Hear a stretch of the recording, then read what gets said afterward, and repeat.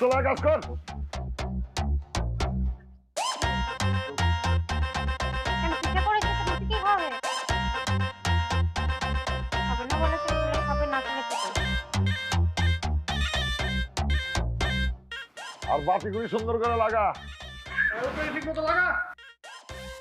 ভাইজান, রহমান কিন্তু অনেক ঝামেলা করতেছে। ওর লোকজন সব জায়গায় গ্যাঞ্জাম করে। ভাই আপনার একবার কোন ভাই আর ডাইরেক্ট গর্দন মেলা করে দেই। না, এমন কিছু করা যাইব না।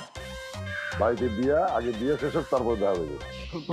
বন্ধু কই এলাম তো কারাকারি কথা কয় বন্ধু তো থাক ঢাকার এক কথা শোন এই ভাই